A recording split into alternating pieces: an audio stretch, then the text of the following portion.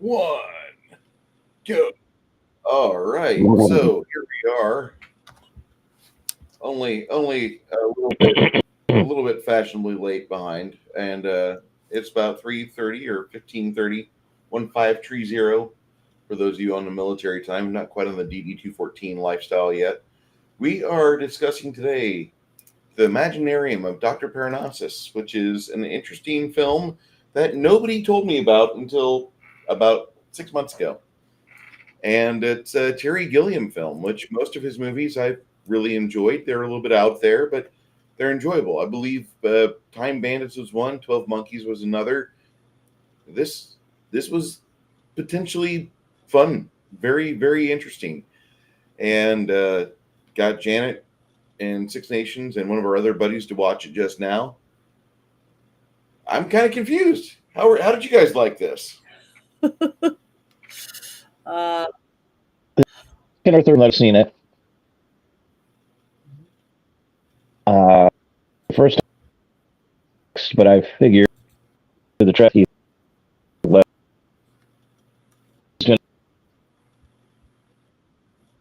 as a that feel that survival other world. He's Yeah, um, a great cast was solid. You could follow it.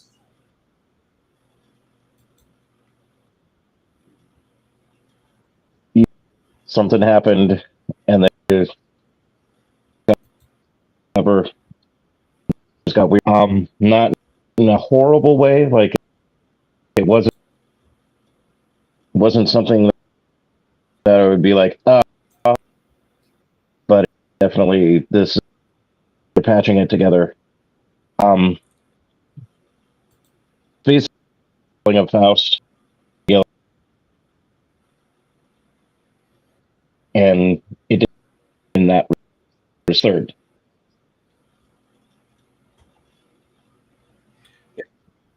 That's well, I I yeah. I don't want can't to I don't decide. want to hate on it. I can't decide if I loved it or if I hated it. I mean, I'm like stuck in the center because there were so many twists and turns, and I didn't really know what to expect. It seemed interesting, almost like the uh,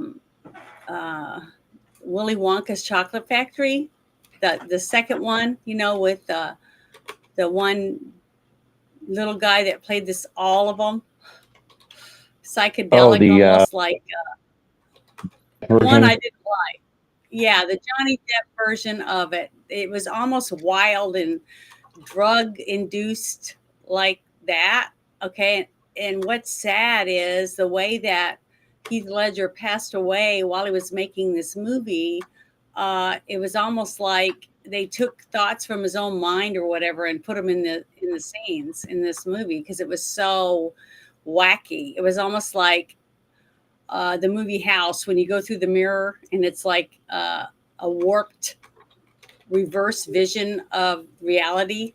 I mean, I don't know how else to explain it that way, but it just seemed the characters were eccentric and the cinematography was beautiful. I thought, but it was way out there. It was like if you took a you went into a fun house and you took the fun house mirror that stretches everything out and you turned it around to where it gave you tunnel vision. That's almost how you had to watch this movie to me. Yeah. You had to be zoomed in on one specific character or one specific aspect of the movie, or the rest of it didn't make any sense. I mean, I'm trying to explain it the best I can, but it was way out there and it took you in so many different directions. I felt like I was stretched so thin I was about to snap. Does that make sense? It makes perfect sense because this movie was an acid trip for me, and it I didn't even get involved with the stamp book. I thought it was I thought it was like the first third, like the first quarter of the movie was just a good linear point A point B, Hmm.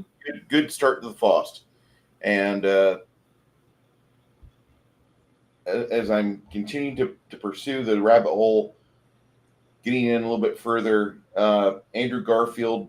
as Anton, and then the guy that plays Mr. Nick, Tom Waits. Those two really were, for me, those were the axis where I pivoted from, and I observed this movie and really enjoyed it. But the fact that Heath Ledger died during the like a three-quarter portion of his involvement in this movie. So you got Colin Farrell, Johnny Depp, and there was another guy. There's three actors that were good friends of Heath Ledger's that took up parts of his character. Yeah, Jude Law. Jude Law. Mhm. And those three manned up and they said, we got to finish this film. We got to finish this film. Gilliam and scriptwriter get together and they said, okay, well, as he journeys through his worlds, he takes a different appearance. And Anton and Tom Waits for me were the pivotal moment, the pivotal characters for me, because Anton's pretty steady throughout this entire film as he's trying to be the force for good, for me, he was at least. And Tom Waits playing Mr. Nick, or Satan, he was doing a very good job of just being that evil son of a bitch that was always fucking around with the doctor, like, oh, you like to gamble? I got another gamble for you. You want to gamble? And he's always throwing that out there throughout the guy's life. He's just always, I know you have an addiction. I can just tweak that nerve. I can bring you back. I can bring you back into my grasp, and I can fuck with you all day. And that Mr. Nick was so good, such a good script for his character. I love the way that they envisioned the devil, and it was because you were seeing him only through the one lead character's vision, right? No one else really saw him. It was only us and him. And he was stuck in the 20s or the 40s or whatever era it was that he made the deal with the devil, basically. And that's how he viewed him in his mind. You know what I mean? At least that's how it came across to me watching it as a viewer. It was like the movie was absurd, it was weird and it was chaotic, yet it was disgusting in some parts. It was like I was being jerked back and forth to all these different emotions over and over again, to where it was almost exhausting for me. The movie exhausts you. It actually does, because the whole time Nick is there and he's going to take Lily on her 16th birthday because Dr. Parnassas is just unable to deliver what gamble he said he could push through on Mr. Nick. Like, oh, you're an egg. I get your daughter. And that, you as just a viewer, you don't want to see Lily Cole's character get trampled. You don't want to see her get deflowered. And I know that sounds kind of wrong, but Valentina is such a nice and pure person in this movie. She's sexy as hell too, I might add. Well, not really. You got to remember, she was turning 16. Oh, no. Basically got her character is 16. As an actress, she's like 25 or 30. Well, I know, but she constantly alluded to her arousal that was coming of attention from men, and that she wanted to wants to explore go all the way. She wanted to find out what it was like to have sex and to play and find out what the sin was. What was out there for her. And I'm not trying to be Roman Polanski by any means whatsoever, but I'm just saying that the cinematography was really erogenous with her. It didn't really leave much to your imagination. Her posturing, the way that she faced the camera, was like, but you're watching this and you kind of feel sorry for her father. You feel sorry for those people around her. She's going to get claimed. I didn't. I was sad because I felt it was very sad to me that this gentleman had all this time on the planet Earth and he squandered all that time. Basically, he saw a woman walking down the street and he became enamored with her, infatuated by her, but he was old. So then he made another deal with the devil because he didn't learn his lesson the first time to make him look younger so he could use his fake youngness to get another woman, a woman basically, and lived with her all those years and enjoyed it because she never got pregnant. But then when she did get pregnant and she had a child, he still made another deal. He screwed up. He couldn't with the devil. And what he should have been doing was taking the long, wonderful life that he was given as a gift and look at it. I got this beautiful daughter and I only have her for this very short amount of time. Instead, he squandered it worrying about how he was going to figure out how to betray the devil and break the psychosis and be able to win the bet the next time. That time he never learned his lesson, and he wasted it when he could have been spending a wonderful time with his daughter, told her the truth and said, I only have this much time with you. I don't know what's going to happen when he comes to get you. But or the other thing I kept saying, why doesn't he sacrifice his own soul and say, okay, I'm ready to let you have me for my daughter? So to me, all I saw was a drunk, selfish pig. That's all I saw through the whole movie. I could never feel sympathy for the character at all. I guess maybe because I am a woman and a young woman and I'm a daughter, I just thought he was selfish and self-centered, and all he cared about was himself. And basically, the only guy in this movie that was good was a young guy that was madly in love with her and worshipped the ground she walked on, but did everything for her, and she never noticed it until the very, very end of the movie. Because she was self-absorbed, because she wanted to be a woman and be attractive. I felt it was a sympathetic film because I felt sorry for Parnassas because he couldn't get his head wrapped around that simple aspect of adulthood or manhood, whatever you want to call it, where like you place your daughter's priorities above your own. He just couldn't get there. I've got a daughter. She's the most beautiful thing in the world. But me. But he could have gotten her a beautiful home. And all the years he was alive, he could have gave her so much and let her wonderful short life that he thought he was going to have with her be filled with joy and beauty. But instead, he dragged her around in the back of a little caravan with 2 horses because he was self-absorbed. All he thought about was himself and how much more time he was going to have and cheat the devil. See, so to me, he was a self-absorbed, narcissistic pig that didn't love his daughter enough to sacrifice himself for her. And to me, that was sad. So to me, I felt sorry for her and the young man that he picked up and used basically as a slave. So I mean, you got Vern Troyer, who he's kind of playing the ferryman. He's playing Charon throughout this entire movie. Mm-hmm. And I think I should have added him to my axis of stability, because between him, Tom Waits' Nick, and Vern Troyer's Percy, those 3 characters kept you guided along the way while you're watching the 2 self-absorbed idiots. I enjoy watching Lily Cole in this movie. Her character's a minor. Okay, she's not a minor. Don't fucking lie to me. You can lie to me, but not a fucking minor. Well, she looked way older than 16, but she was a wonderful actress. So she portrayed the giddiness and the dream state of a young girl that's about to blossom, become a woman. I mean, she did a very good job at doing that. And also, all the actors, the what was the little guy's name? The dwarf? Percy. Okay, Percy.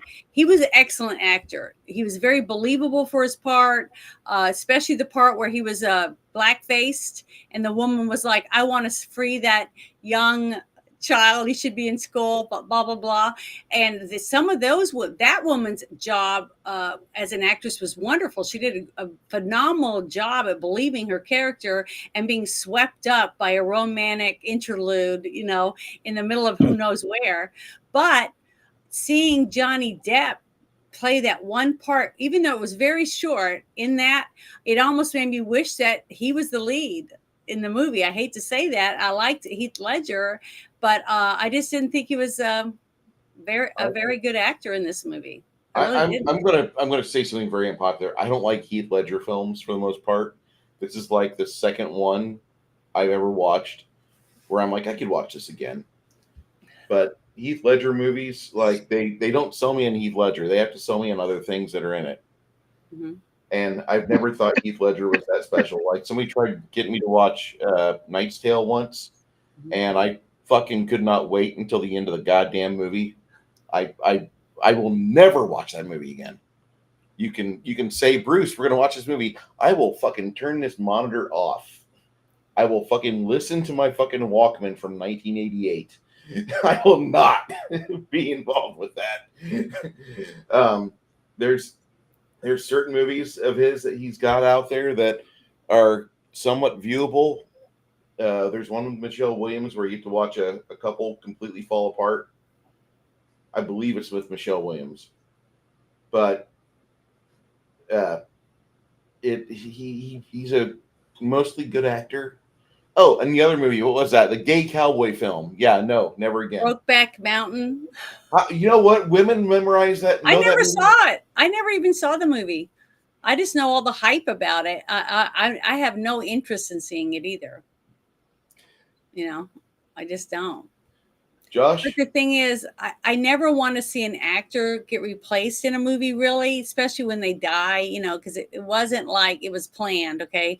He took a bunch of prescriptions, and I looked it up to see what prescriptions he had taken from the toxicology report. Oh, hold on, let me see if I can find it real quick. It said,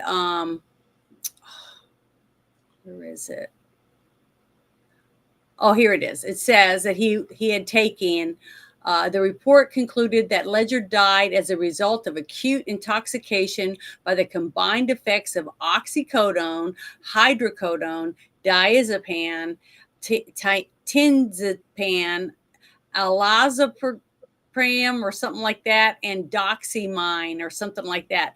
He took a whole buttload of medicine, and that's sad because... And he died alone, naked in his bed, and he was found by one of his servants or one of the maids that was cleaning. And that's sad. And he had a cold, an upper respiratory infection. But when you're taking that many prescription drugs, it affects your lungs because it slows down your breathing and all that different stuff, and you're not able to cough out phlegm and lots of different things. And it's just sad. It's really sad. He was 20 something years old, 26 or 28 when he died, and he just didn't realize what he was losing out. He left a 2-year-old daughter, you know, because he wanted to take a bunch of pills to make him feel alive instead of looking at what he had right in front of him, a beautiful woman that loved him and a beautiful daughter. And instead he wanted to pop pills. And I think that's really sad. And I wish more young people would see this type of thing and why they died, how they died because of what they took. And, you know, it was really sad because I really didn't think he was that. I just didn't think he was that good of an actor in this movie. But I think that the director did the best he could by letting his friends step up to the plate. They took their money and they donated all the money they made from making this movie and gave it to his daughter, gave it to Heath Ledger's 2-year-old daughter, is where they pledged the money to go to for her future, since her father wouldn't be there to put money in the coffer anymore. And I think that was very kind of the 3 actors that did that. And that shows that there is still heart in Hollywood, that people will still sacrifice if they can to help others, especially if they care about them. It's just the movie was so bizarre already. So even if he had been there, Heath had been there to play all the characters, I still don't think I would have liked it any more than I did.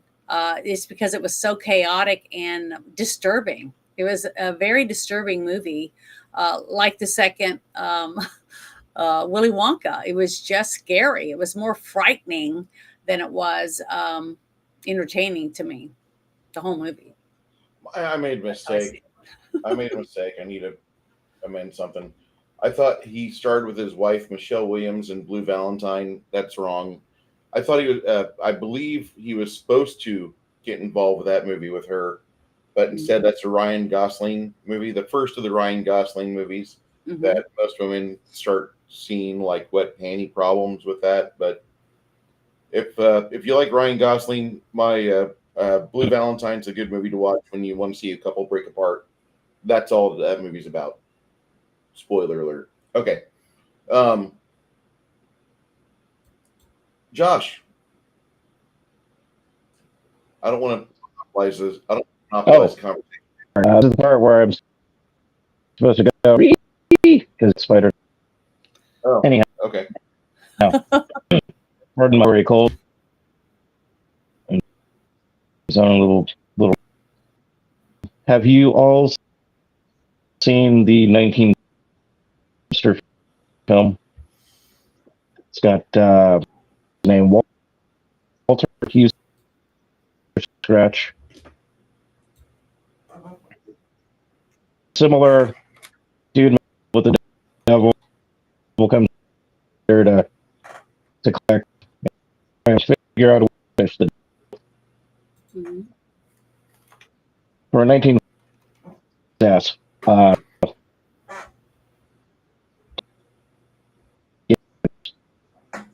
To the devil. Mhm. Uh, it there's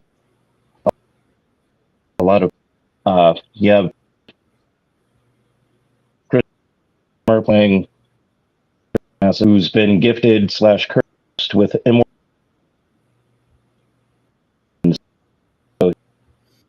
in his own trials, always with his addiction Mhm. and her soul,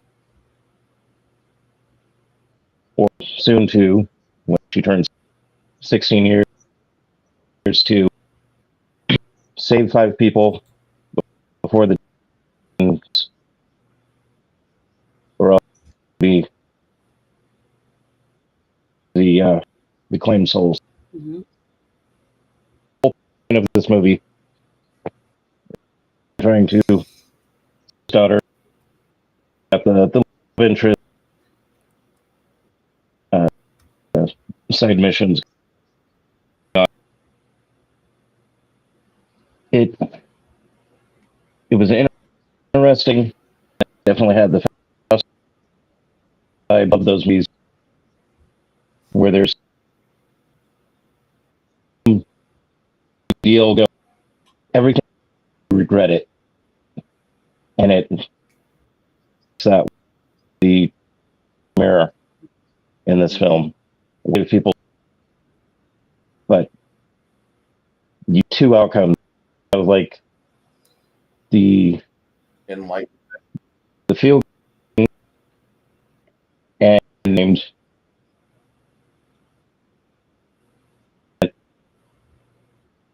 of material comfort. You realize that it's all and you go and live your life. It's better off, and if you indulge in baser instincts, and then Mhm. there's that going on. It was cool, Mhm. but like I said earlier, movie was one of the main characters. They just really bizarre, and you know, if you're used to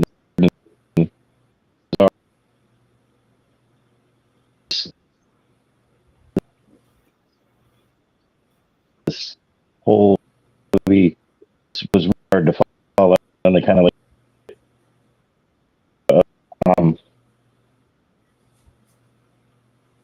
kind of why is Tetsuo Iron Mm-hmm. But this film was surreal reality. Bizarre. Have the cast of characters that with really and that were solid, pretty straightforward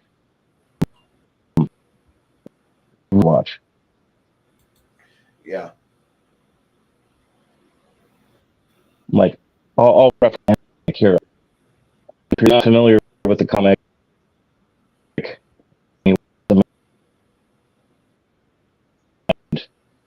of the plot and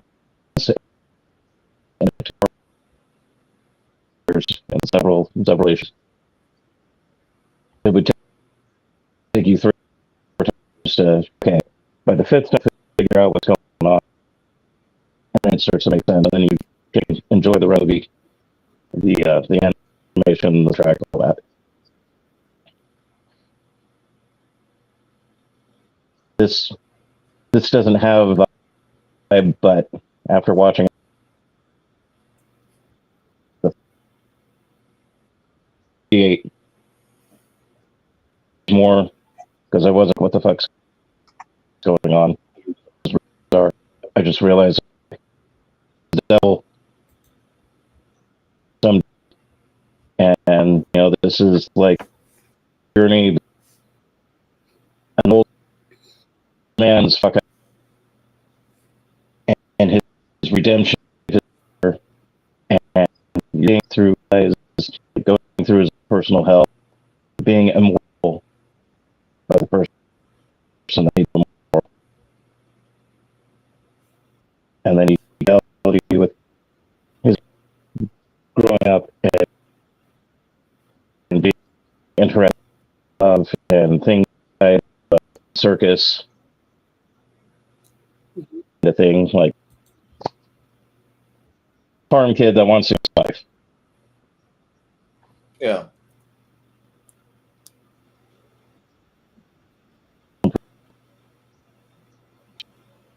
Yeah, I had a hard time though.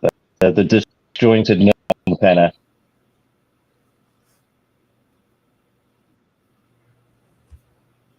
I had a hard time going back and forth. Disjointedness of the film was.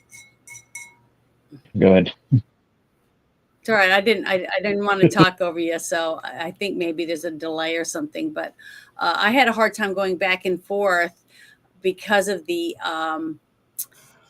like he was stuck in the past using the horses and the carriage, and the trailer behind it, basically like an old gypsy's Caravan dragon type thing, and he had the tarot cards and all that type of stuff. But it was sad is he was set in his ways about how he wanted to do things, and he was just I just had no empathy for him at all. I didn't want to like him, because I just thought he was old greedy fuck. Yeah, an old greedy asshole, basically. And he had a beautiful daughter that he could have sent to school and helped her with so many different things to learn about the world and stuff. Because if he really loved her mother, okay, maybe he didn't. Maybe when he talked to his daughter about how his woman died giving birth to her, that in a way she kind of was mad at her and really was angry with her, and that's why he didn't want to give her the best that he could give her, because he has eternal life. Remember, what was it in the movie A League of Extraordinary Gentlemen, the one guy that had the painting that let him live forever?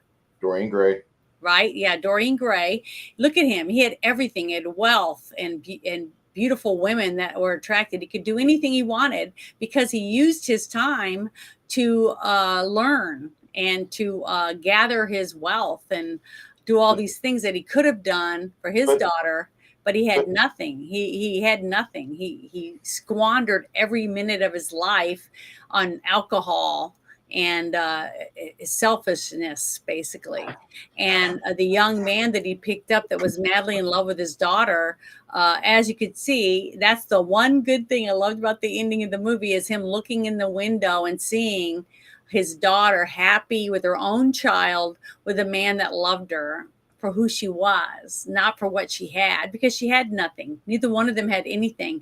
And everything they'd had with their daughter is they had earned for themselves without his magical mind or anything. See, they did it on their own, and without him.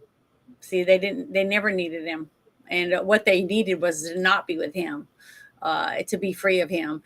And that was proof. And I liked that ending. I liked that part of the movie. That was my favorite part. But to me, it made me sad, because of it's, in a way, it's factual, because every day we wake up and we look in the mirror and we see ourselves. And what do we see looking back at us? Is it a reflection of what we want to be or what we want to see? Or is it a reflection of what we could be and what we could see in our future? That kind of way I looked at it as we were going through it, the ups and downs and the turmoil of the tornado or hurricane, an earthquake. It had all of it in it. It had all of that. The desert where you were dry and thirsty, and to me, I think they used a lot of deserts and graveyards. There was lots of graveyards and headstones, and a desert with nothingness, dead trees, dead stuff, because basically inside he was dead. He was already dead. And the only part he had that was alive was his daughter. And he could have had more life in his life if he had tried to live a life full of wealth, not wealth of money, but wealth of learning and travel and meeting new people and conversations. Just like I always say, when we die, the only thing you take with you is your memories, the things that you've accomplished in here. That's what goes with you. All this trivial shit is left behind. Even this shell of a body is left. It doesn't stay. So I just thought all of that, in a way, was a good metaphor of showing you, where do you want to go in your life? Do you want to be like this guy and squander every minute, even though he had a tremendous long life, or do you want a short life, which he has, and make the best of everything and make it filled with stories and fun and romance? You know what I mean? So that's basically how I looked at it, the whole movie. But the cinematography was wonderful. Yeah, good. The music was wonderful, and the sets and everything were wonderful. Even the one where they're on the gondola and they go in and you start seeing all the dead cows floating, and then you see the devil sitting there going, "Hey!" I just thought that scene was really good. It's showing you how pestilence the devil will bring into your life. Sorry, go ahead, Six Nations. You get a lot of allegory. The whole thing is an allegory, but they're throwing in a bit of the medieval artwork of what hell would be, with the weird landscapes and the desolation and whatnot. You've got Mr. Nick, who is like the classic representation of the devil in human form, without having the red skin, the pointy horns, and the pitchfork, and whatnot. And then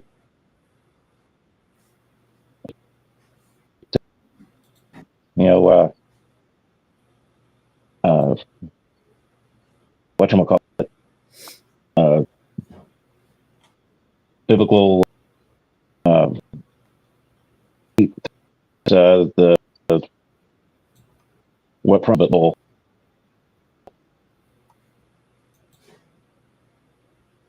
like you have to really want out of life. You can't take the evil because we films pile up, and then you're trapped. You can't get out. You see it with debt, card, drug addict, bad relationships. Like talk to somebody, maybe express how you felt, or paid attention and talking over that person. It would have changed the path. It's interesting because like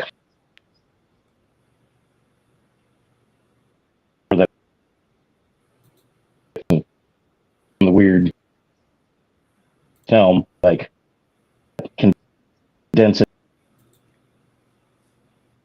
what who made a mistake person, but he's trying his best to let his daughter fall into the same choice. Yeah, Makes telling right there. A tragic situation that an innocent,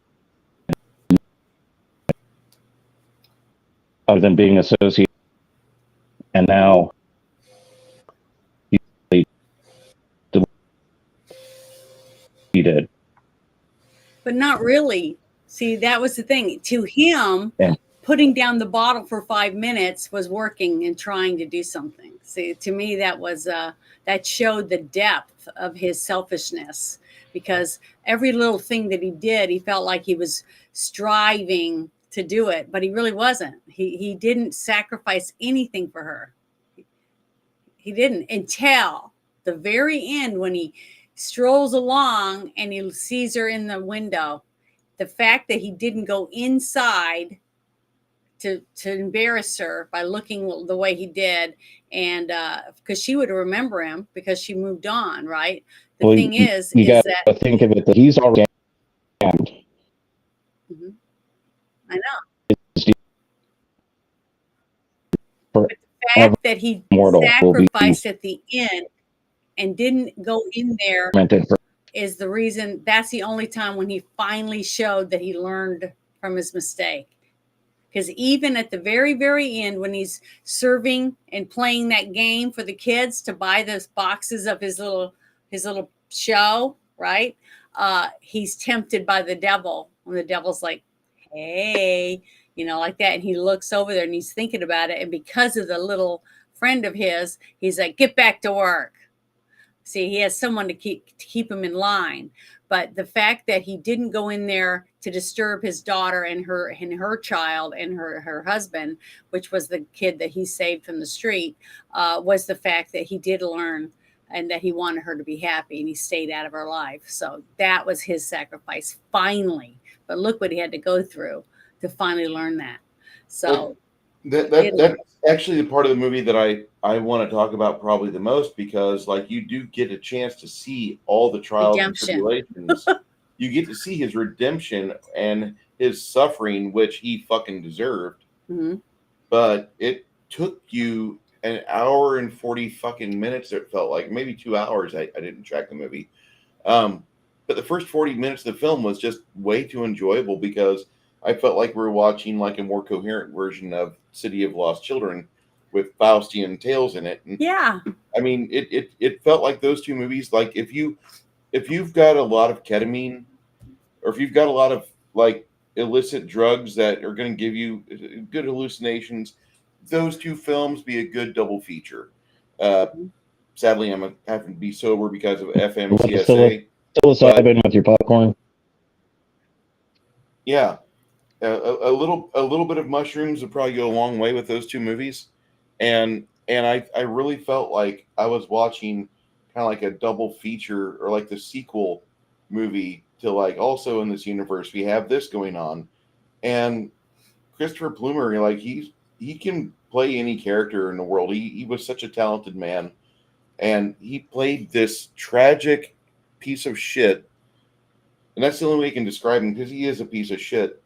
But it only took him like till he was what 200 years old to figure out how to.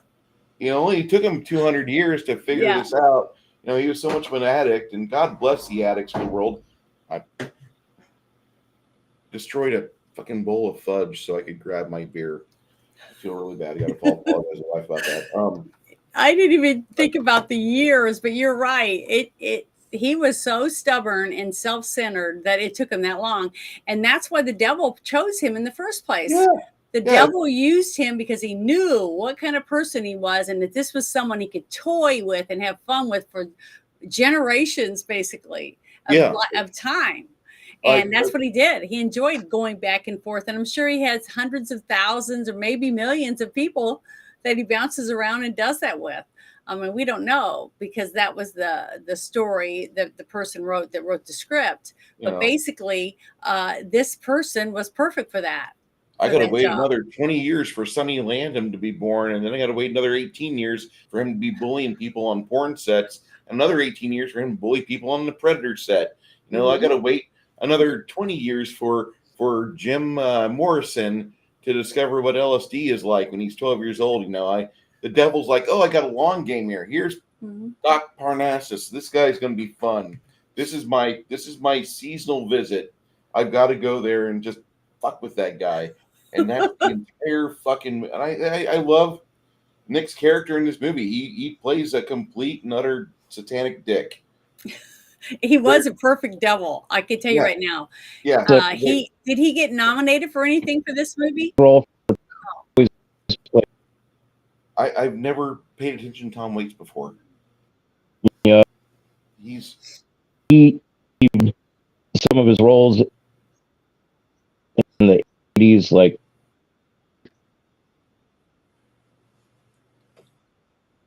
he's picked for the role. Well, he played this.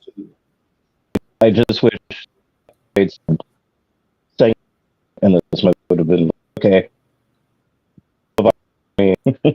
Yeah, he was the perfect choice. That gravelly voice of his. He was a perfect choice to play the devil. And a few of the women that they chose to run up and want to give over all their money, their bags and their furs or whatever it was they had to find out what they'd been missing in their life. Basically, I thought it was wonderful. I loved that whole aspect that they showed in this movie because everyone, man and women, both go through midlife crises. You go through a part where you feel like, what have I wasted my whole life on? Why am I where I'm at? Why am I bored? All the bored housewives, they make millions of movies about that. Porns, especially, showing all these wild housewives that go crazy in their midlife crisis because they're like bored with themselves. So like, what have I done? All I do is cook and clean and mop, and I'm bored, and my husband doesn't treat me like a woman anymore. Can I be a dick real quick? Sure. Okay. Remember how back in the late 70s, early 80s, we had 20 and 30-year-old women that played high schoolers for like 12 years on Facts of Life? With Grease and all those other movies. Yeah. Yeah, the 20 and 30-something-year-old girls play high schooler. Mm-hmm. Why in the porn industry? Maybe I don't watch enough porn. I don't know, but like I do not see enough fucking Mary Kay Letourneau fucking parody porn where she's like, I'm the step teacher, and like here's a 30-year-old dude playing a 15-year-old Indian kid, and like those two get together. I know that there's like a part of hell that's reserved for me. Fuck you. But I really think that is a part of the porn movie magna that is like missing. There's like a whole glop of films. Hot for Teacher. Where the teacher and the student, because it's happening every time I turn around on a fucking Thursday. Mm-hmm. This teacher was having sex with her 12-year-old student. I swear. Why is this not a thing in porn? Because, like, you fuckers watch that shit. Not you people, but there's so many guys out there I know that they look at the woman who got arrested and she's all pretty and made up and maked up to hell. And they're like, man, my teacher never looked like that. and then they show you the fucking mugshot from 2 days later, and she's like Britney Spears with her head shaved and got fucking makeup that hasn't been washed off her face yet, and she looks like shit because she's just been drug out of jail. Here we go. Here's a photographer for the fucking Journal Star, and then you're like, oh, I had an erection for her. Where? Like that market untapped, completely untapped. You if you're a porn director, there you go. There's your assignment. We got a full month, film it, fucker. And there could be. I'm a degenerate. I don't care what you think. I know what I like. I know how I like to go about things. My life is happy, but there's so many stories every year where some young 20, 30, 40 something year old teacher fucks a middle school or fucking barely high school student. The porn industry doesn't do that. It's all stepmoms. That's probably why. There is a lot of people. It's too close. Yeah, it's too close to home. Just like I really believe that. And the reason why is I've noticed all those people will. Do I gotta fucking start directing porn? Noticing more. Do I gotta? The thing is there's tons and tons of women. For some reason, there's a lot of women, young women that are young teachers, because these aren't like 50-year-old teachers, that look like a 50-year-old woman. These are all like early 20s, college age looking women that are raping basically young kids, boys in school. Janet, perversion. I love you to bits, but your inbox. But you know what I'm saying? What? But Janet's, I have to say that Janet's inbox is full of dudes in their 20s, 30s, and early 40s. Man, I want a woman like you. I want a woman like you. And Janet has to beat these youngsters off with a stick. Stop it. No. Well, but that means that there's nothing wrong with looking. Okay. They have class. If the man or woman is over 18 or 18 or older, that's perfectly legal for an older woman that's a cougar to look at an 18-year-old guy and say, wow, he's hot. Okay. But it's when you pass over the boundary, okay, and start messing around with the underage person, that's when you've taken it into the no-no zone. And we need to I don't agree with making movies about that kind of stuff. So I definitely disagree with you, Bruce. Now, if you want to do a Naughty Housewives and have the plumber go over there or the electrician or something like that, never been done before. That would be perfectly fine with me. I wouldn't have a problem. Nobody's ever done that before, ever. Never in the history of film. I don't know. I've only seen 2 porns in my whole life, and that was a long time ago. So we'll have to review. And I laughed through both of them. So I'm not a person you want to watch porn with. We will have to review Flesh Gordon one of these days. Yes, I'm going to stay with Bear. I'm letting Bear know. Yes, I definitely am a cougar. I'm at the age. I fit that age range. I just remember when we started doing this, and like I do have claws. You were getting your wings spread a little bit, and all the young men were ponying up. Hey. And then you got fucking Will Sasso impersonator number 2 over there, Bear, the Gen X GM. I'm a Navy SEAL. I'm sorry, Bear. But I love that man. But the movie, getting back to the movie is taboo. I mean, the whole thing is taboo. Every single thing about it is pretty much taboo. About everything you don't want. You don't want to be this You're not guy. supposed to sell. Don't sell your soul. And if you do get an eternal life, use it for good. How else? Look what happened to Constantine, right?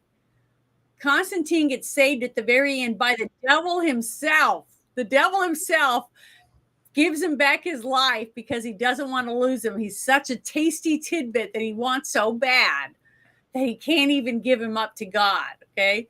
So, and when he's floating off to heaven, he flips off the devil and he still wins. Okay. That shows that he really wants to go to heaven and that he doesn't want the devil to win. And in this movie, basically, he keeps thinking he's smarter, outsmarting the devil, and everyone should know you're not that smart. He's always going to beat you. If you play with the devil, you're going to lose. So, but he did win in the end when he decided to walk away and let his daughter have her life that she deserved. So I was happy with that. Look at his daughter and his daughter.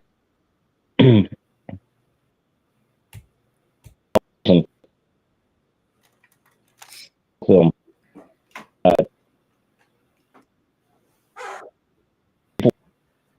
And it shows, and other people pulled out to see what their life, this magic mirror, and to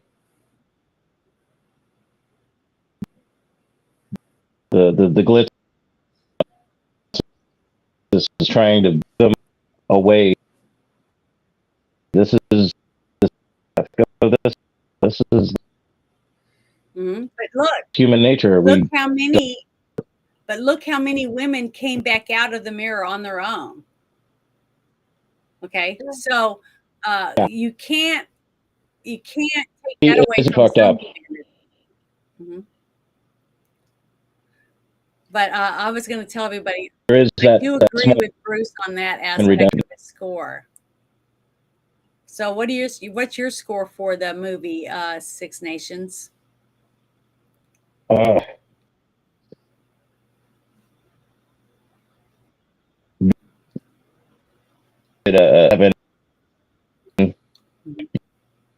Actors, I was an 8. Mm-hmm.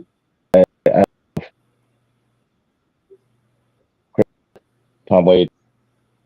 I've got varying opinions. Movie, I'd say 55% like into the weird, and 8. Not going to understand it until you watch it a couple of times. But ton of potential and fell apart. Tragic. Mm-hmm. I'm going to blame completely Heath Ledger on the movie for it rating so low. And I know that sounds like I'm just kicking a horse for the glue content, but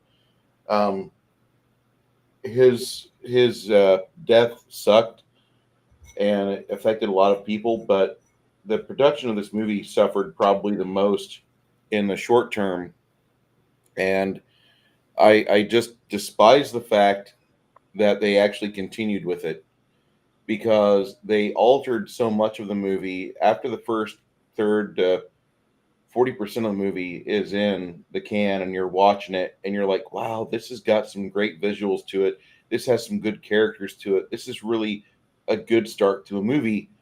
And then, like, he dies and they start inserting replacement Tonys in so they can continue the story. So you got the Farrell, you've got Jude Law, you've got Johnny Depp.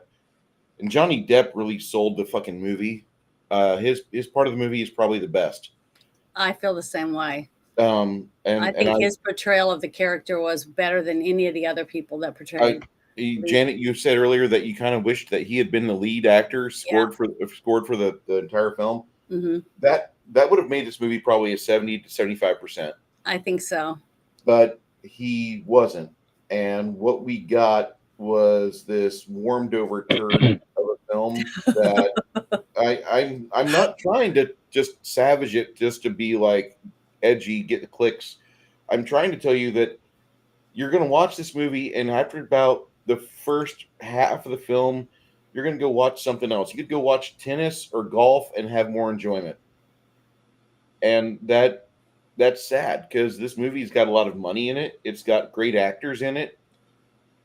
for the most part, the performances by Plumer, by Chloe, by Cole, excuse me, Lily Cole, they're really convincing. Like you don't like them. You want to like them. They have potential. Like if you would not have gotten to be immortal, you would not be such a selfish piece of shit that's an addict to whatever fucking demon you've got. And you wouldn't have had this daughter that came out, and she's a narcissistic cunt. Pretty as hell, but I she's didn't think she really- was narcissistic at all. I thought she was narcissistic in the fact that she didn't know she had just had this sheltered life that her. I mean, she was a casualty of her daddy's life, Mhm. and the way she She acted was a with everybody- she grew up under child abuse, basically an alcoholic, horrible father. And until she opens her eyes to Anton, played by Andrew Garfield, the three characters that make this movie go around: Garfield, Plumer, and Vern Troyer. Mhm. Those three guys, anchor yourself to those, you'll be happy. But Plumer, or no, not Plumer, Tom Waits. Tom Waits is a great bad guy. Anton, played by Chris Garfield, by the Garfield boy, Andrew Garfield, is very well done, and he's trying to be a guiding star. But Troyer, if there was ever a better portrayal of Charon, I haven't seen it yet. He really just kind of steers the movie silently throughout the film, and the visuals are intoxicating. The sets are well done, but man, the script sucks. And with the casualty of Heath, you've got Johnny Depp and Jude Law and Colin Farrell. Two of those three I could have skipped. Like Johnny Depp would have been better just to take over and been the bearded Bruce Lee that we got in Game of Death, which that's a movie you should skip to. Honestly, I thought Jude Law's part with the ladder, his whole acting through the whole thing was worse than Heath Ledger's. I hate to say that, but yeah, to me, he was the worst actor in this movie. I thought I loved the visuals. I thought the visual effects in this whole movie, even the not very good props that they used for some of the scenes, were still really good. It fit the parts that it was in, because you got to remember, through the looking glass was all fraud. Okay, it was all fake. And the one scene where the river became the giant snake, okay, with Satan at the top, watching him and him looking at him, knowing that the devil wanted him so bad. You know what I mean? You could just see the hunger in Satan's eyes, and he was also a narcissist, just like Christopher Plummer's character, thinking he could outsmart the devil. Okay, so you had both of these characters. Now, the one thing that I had the hardest part with, that I never understood, and I still don't, and I don't even think if I watched it 10 times I would understand, is what the whole flute thing was. What did that have to do with any of it? I don't remember. Understand. I don't know. And it from I know. Yeah. I understand that part, but I didn't understand how come they kept using it over and over again. I don't know. It was a to me, recurring it was prop, like, I will say that the etchings on it and things like that made it look like it was for something else, like it had a spell on it, or I don't know. I couldn't really understand that part. Do what? Was it enchanted? Yeah. I can Well, see as that. far as I know, it was just normally, honestly, okay, if you're being strangled like this, that would keep it from crushing your windpipe. But the thing is, when you're hung, if you know anything about being hung by the neck, it snaps your head away from your spinal cord. That's what kills you. It's not the strangling part. So even if he swallowed that, it wouldn't have helped him. But for some reason, he really believed that's the only reason he didn't die. Yeah, that's what I'm trying to say. Folks that would swallow a silver spoon emphasis on that to escape the gallows. It's an, Yeah, so there was a few things like that that to but it me that makes they leaned way too much on. They put too much emphasis on that, and they took away from other areas that I felt like would have been way more entertaining if they'd done it. But I love the visuals. I thought all of that was just phenomenal. I mean, I really thought they went over the top on that. You could definitely tell that they spent a lot of money and time and effort on making sure whoever part that was to fulfill that. They definitely went over the top. They did their job. The screenwriter and the person that's supposed to make sure that it comes together somehow failed big time, because it was so, just like I said, it was like you were dragged here, dragged there, pulled that, like a bunch of rubber bands pulling on you like a yo-yo, basically all over the place, that you never had time to settle and focus on any one thing. You were so busy being jerked all around. That I didn't like that. I hated that part of it. But the acting of the gentleman that played the devil, Christopher Plummer, you love to hate him. Now that's good acting. Okay. He was an excellent actor. He proved to me that I absolutely hated that character. I absolutely hated him for what kind of a skanky, disgusting, drunk ass piece of shit he was as a father. Okay. So he did a good job. He portrayed that character. But Heath Ledger never made me care about him. I didn't give a shit about his character at all, because I thought his acting was not very, very good. And Andrew Garfield, Anton, is that what his name was? Mm-hmm. Okay, I loved him. I thought he was adorable, cute, especially some of the scenes where they actually zoomed in on him and you got to see him, his little heart just beating out of his chest for her. Okay, for Valentina, you could see, to me, it exuded from him the way he fawned over her and stuff, as a young man would. And what young man wouldn't, especially when he sees her every single day and he got to spend that much time with her.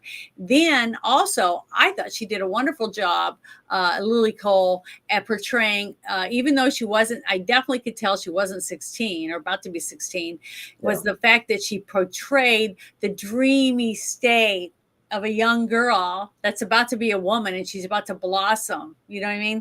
And be able to find out what it's like, because she'll be able to woo men, and things like that. To me, she definitely did that to me. I liked her. I thought she was a good actress.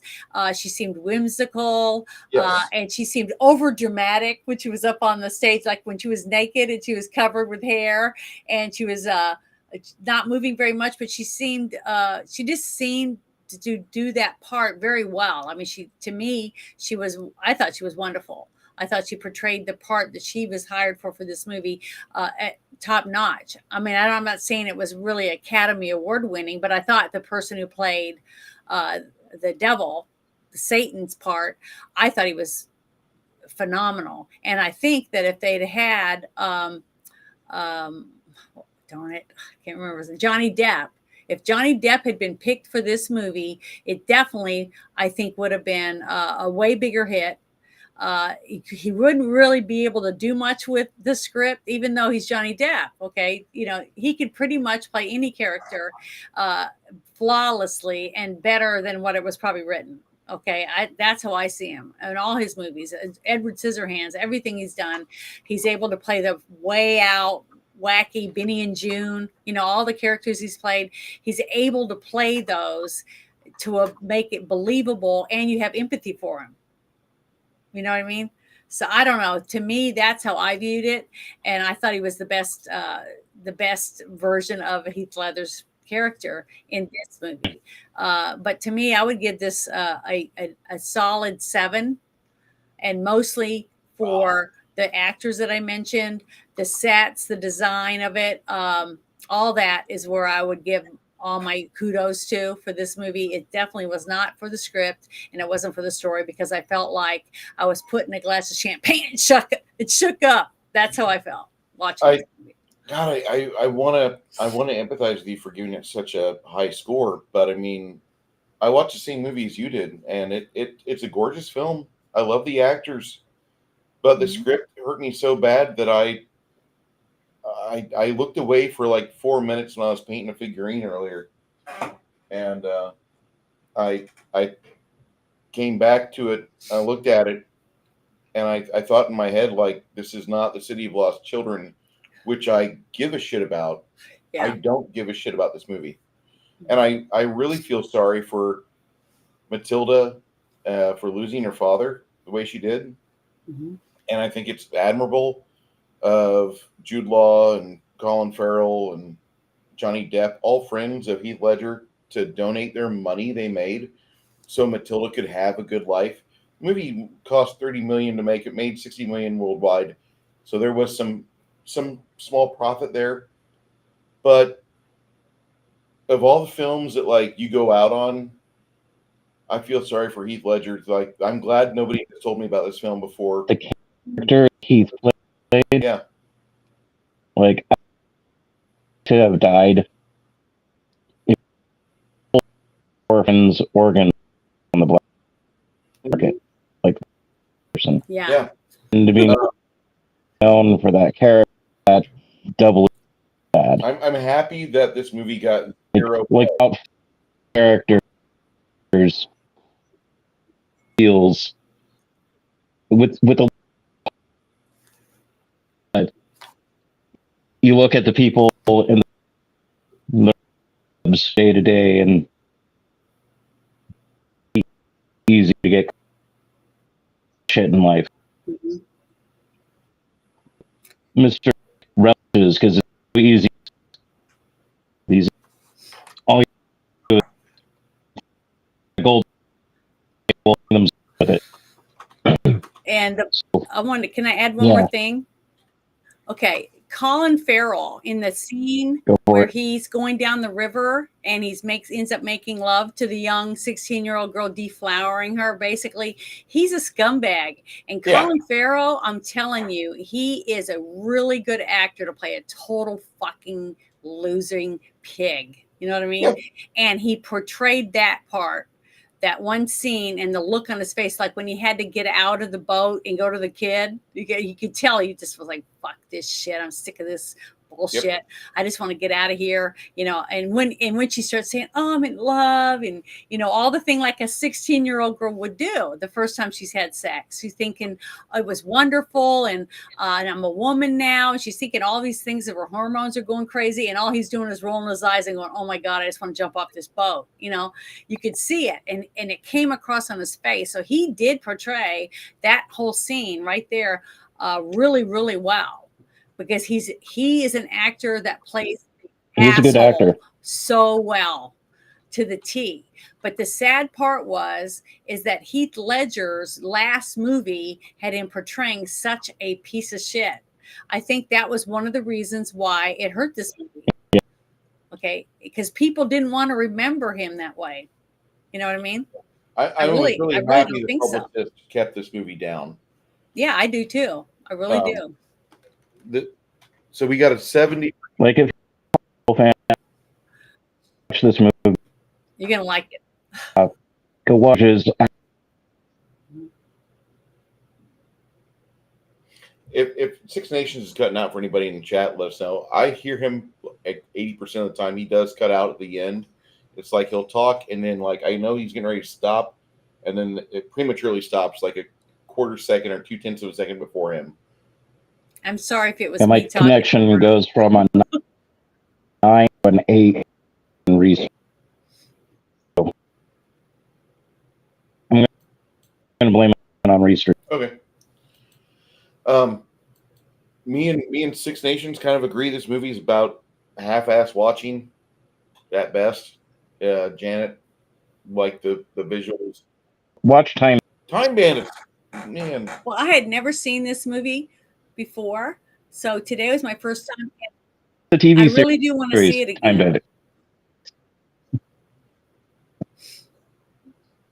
Yeah, he's not really cutting out for me, Parrothead. I can hear him fairly well. Mm-hmm. I want to say that there's a lot of things that are worthy of watching, but this movie's not it. This movie is Gilliam's probably worst finished product, and I don't even think he probably even wanted to finish it. I think this was something that you get guilted into. Let's finish it for him. Come on, let's do it. And that was when the money appeared, and everybody, yeah, we all chip in and let's get Matilda her money and all that crap. And I feel sorry for him. I'm glad he's not known for this character, because this is a shitty character, and there are better movies out there. Next week, Bear, if you're still in chat, let me know. Because if you're still in chat, then I've got a plan, and if not, I've got another plan. Well, I got a whole list of movies I'm going to write and send you, I so you know. can add them or not. Should. I don't have a public spot to share those yet, as I'm tearing apart my StreamYard. StreamYard completely dropped the soap this year, guys. If you're not aware, StreamYard, Geege, and everybody else involved with StreamYard, they sold. They had a pile of money appear from a buyer, and they were like, well, we can either keep going and do tech support and be in touch with these degenerates on YouTube and Kick and whatever else, or we can take this giant fucking pile of money and go to Cabo Wabo and drink cheap tequila and enjoy ourselves. Well, fuck me. I drank tequila nonstop Friday, and I'm just now becoming into sobriety. Yeah, yesterday I was still pretty trashed. I enjoyed the shit of it. I've got to say that Geege sold out. And for those of you that weren't aware, Geege and them doubled the price. They didn't. It was the new buyers of StreamYard that said we got to recoup the loss. And so they doubled the price of every fucking thing on StreamYard, which is why even for people like us that don't make any money.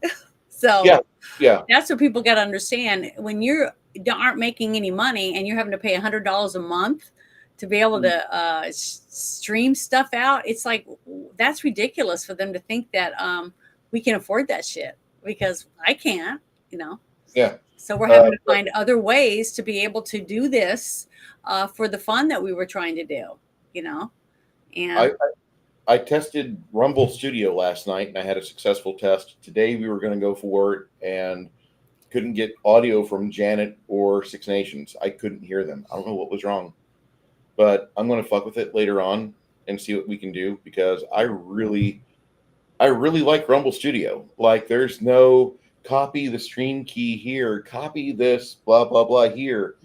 No, it's already connected to my YouTube, and it's already native to Rumble. So as soon as I hit push, it pushes out to Rumble, it pushes out to YouTube. That's perfect.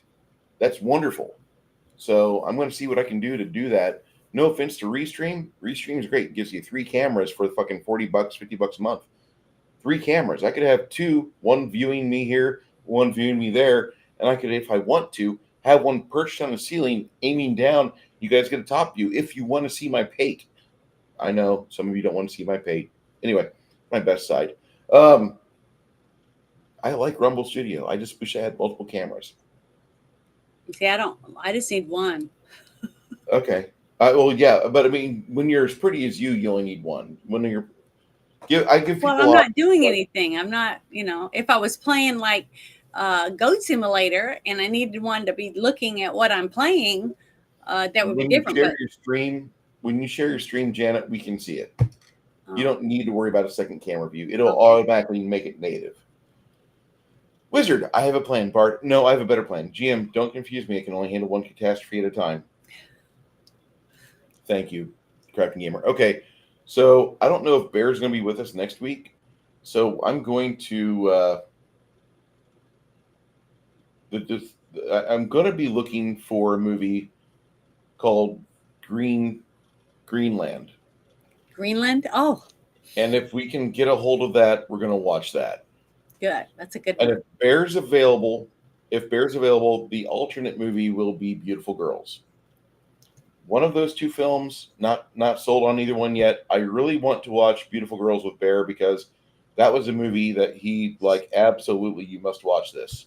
And I, being a fan, I haven't seen it. Natalie Portman. I've loved Natalie Portman since not since she was young. She was like 16 when she did The Professional, or 15. But you could tell when you're watching that movie, like, this is going to be a great fucking actress. And then whenever we saw her in episode 1 and 2, like, every fucking guy that was younger than me, and I was born 75, every dude born in 80 and 85 is just falling all over their dicks like, oh my God, Natalie Portman, push my dick out of the way, I can't see the screen. And like that was one of the most beautiful women we've ever seen in our life. Yeah. She's great. Mhm. Beautiful Girls. I think she plays another minor in that movie, but that's got a great cast in it. Timothy Hutton grew into his face finally, as Bear said, and I really enjoyed having Bear talk with us about the movie Iceman a few weeks back because Mhm. that's one of my favorite movies from my childhood. But when I watched it again, I'm like, there's some things that don't translate well to 2024. Is it still a good movie about the 80s? Yes. Mhm. Is it a good movie now? No. It's But fun. can I tell everybody why I wasn't here? Okay, well, I'm really sorry that I missed everybody for 2 weeks, and I stopped the show or whatever. Was because I went on a vacation, and it was a lot of fun. I really had a good time, and I really needed it. So, Okay, but I'm not Janet, going on the river for a while. Janet, Janet, you Yes. going on vacation is fine. You need it, vacation, you need to go, go. Earlier in November, we almost had a meetup with me and Janet and some other people that are involved with the tertiary groups of us, which we are very, very small streamers. There's a very big group of streamers that went to San Antonio Sci-Fi Con. You had Gina, you had Jay, you had Jeremy's, you had Ryan Cannell. All those guys were there, and I live about 10 miles away from it. And I said, no, I'm not going.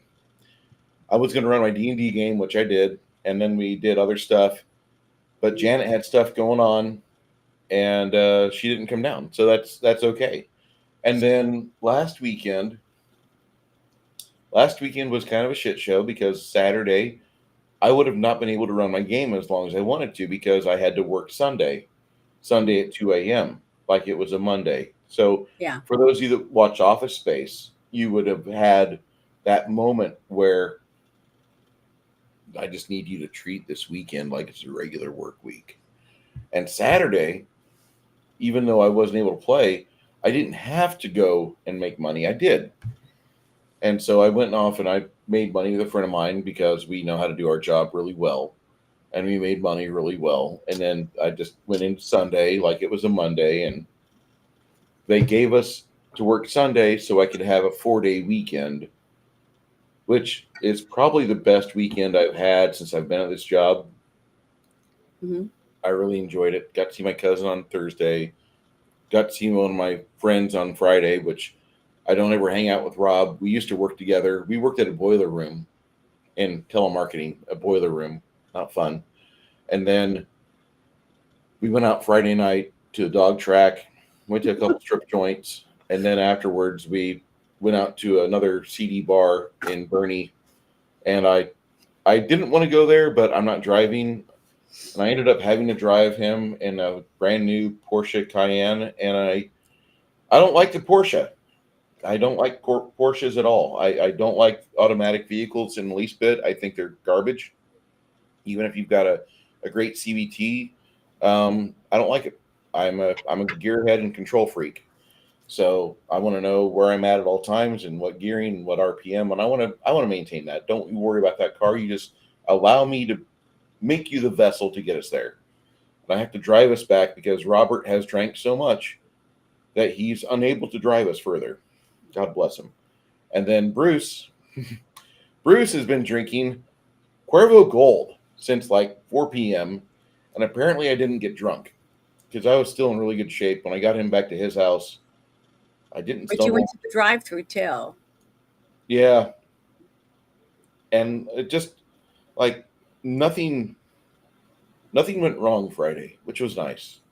Today was the first time something went wrong when I went and fetched beers because we're talking about addicts. Well, fuck it. I'm going to get my dopamine. I'm going to drink some Shell Shock beer, and this is amazing. This is a Turtle Sunday beer out of Martin House Brew House Company, and that's out of DFW. If you like Imperial Stout with toffee and caramel, chocolate notes, and it tastes like a Turtle Sunday, this is it. This is it. My favorite new beer. It has actually dethroned Honey Brown out of Guinnessy Brewing Company, which is out of Dundee, New York, which I've not had their beer for over 5 years. And I'm willing to still keep them on the top shelf, but they aren't as good as this because this is 10%, 16 ounce. You have this, and you have two of them. You're happy.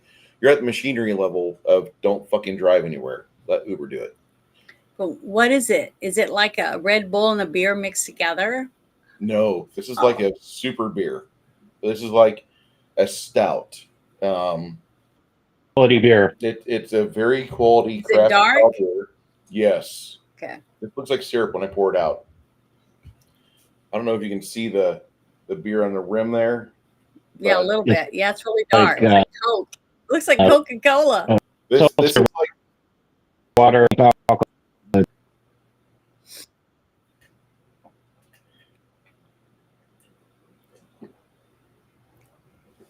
cold coffee. Yay. Okay. Oh wow, yeah, it looks like Coke, or it almost looks like coffee. Yeah. So, like I said, it looks like a syrup. This is my favorite beer of all time. It's also neat that they've themed it to my childhood heroes, the turtles. Oh, I think it's sweet. Janet, this beer is so sweet you get diabetes. I don't like beer, but I'm glad you like it. You've not had good beer. Apparently I love you, Janet, but you've not had a good beer. You've had beer like Miller Lite, like Pabst Blue Ribbon, like stuff that tastes largely the same. Oh, here's a Corona. It tastes like that, but with nat piss, and it's only good frozen. Mm-hmm. So, I just recommend that you guys, for whatever, everybody being who they are, I'm gonna just treat you all like you're human beings like me, and you're flawed. Mm-hmm. Whatever addiction you have, I hope that it doesn't hurt your life too much. I want you to be able to manage it and be able to master it and not let it get the better of you. It doesn't benefit you if you let it take over your life. Don't be like Dr. Parnassas, who let himself go once he got immortality, and he's like, I can drink everything I want and my liver will stay intact. No, if you get a gift where you've got something you can do really well, continue to foster it, continue to expound upon it, but don't waste your life, because we wasted 2 hours watching a movie. It wasn't wasted. It was. Anytime I get to watch a movie with my friends, I don't care if the movie's shit. I'll even watch that crappy movie that I told you I'd never want to see again, just so I can hang out with you guys. So any movie is worth being with your friends. So. All right. So on January, don't do it. Don't do it. I was just being nice, but please don't do it. I was being nice. I didn't mean it. I mean it. No, I do mean it. I'd watch it anyways. I'd still watch it, even though I don't want to. Janet, it's a horrible movie. Instead of watching Willy's Wonderland, I think what I'll make you do is we'll watch the Willy's Wonderland Banana Splits episode of Red Letter Media, because they review it and they do a better job than I probably could. But it's a review on that movie?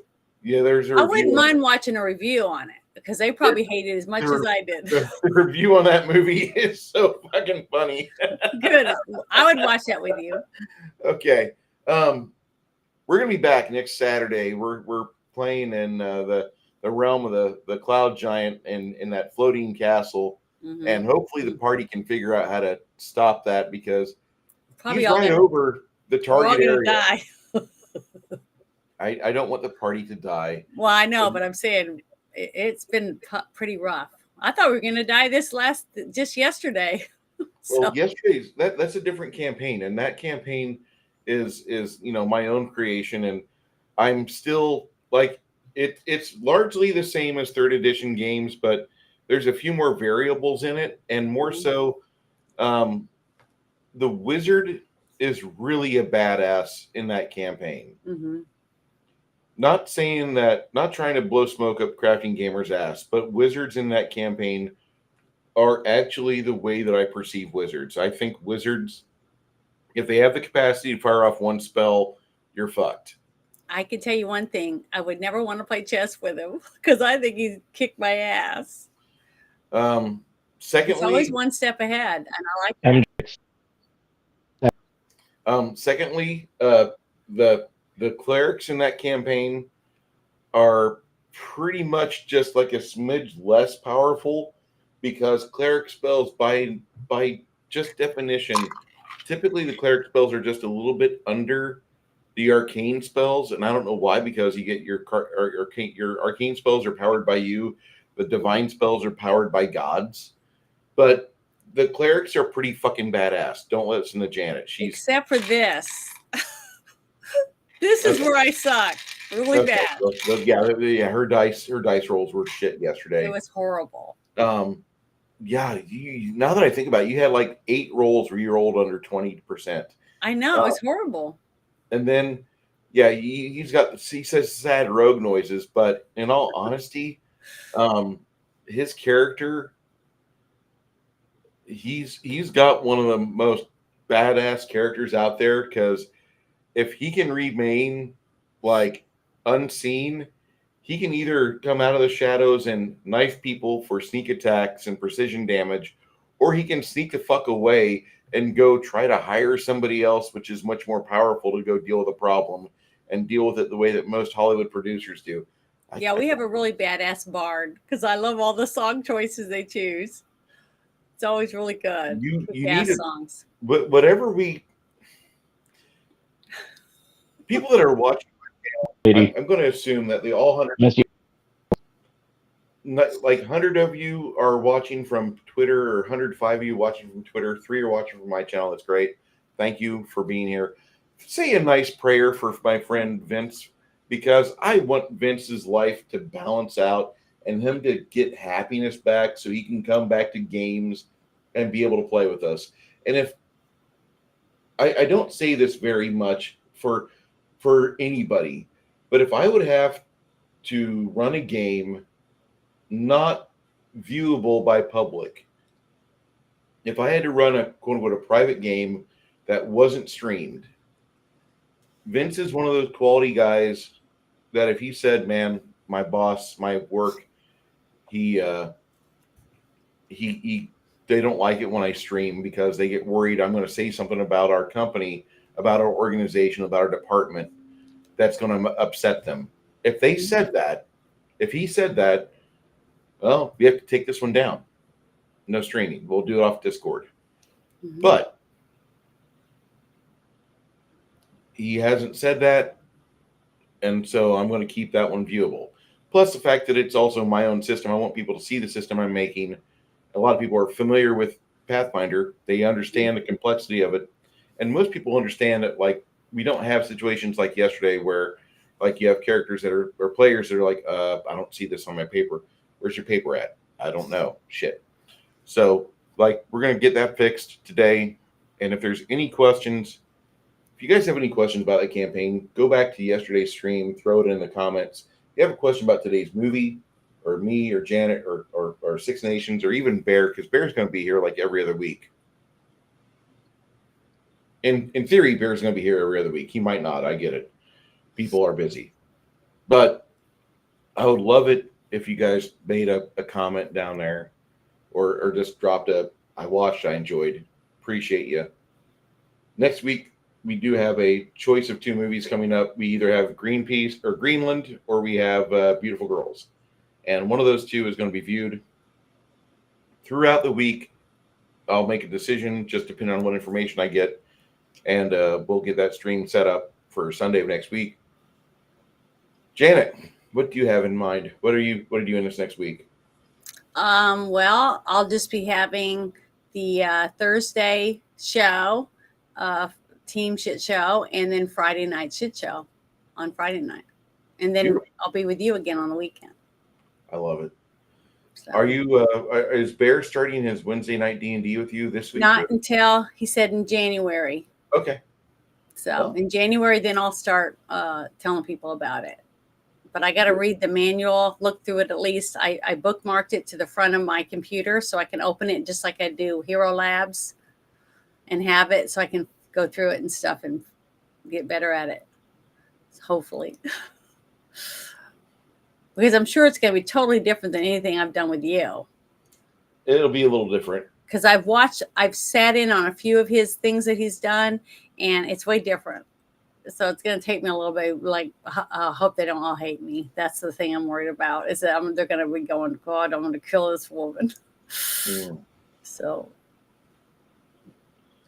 for those of you that were watching Dynasty or Days of Our Lives earlier in the 90s and 80s, the family of Wayne Northrup reports that their Wayne Northrup has died. oh, That sucks. He was quite the heartthrob back in the early days of those shows. On a positive note, we will be back next week. My name is Bruce. Go ahead. I was going to say fan, but on occasion, anyhow. It's all right. We're going to get out, and we will see all of you next Saturday. Might do some big stuff in between then, as just an improvisational or as a test stream, trying to get Rumble Studio down pat. I like Rumble Studio. I know that I probably shouldn't. It's free, Bruce. You know how free things are. I know. I get it.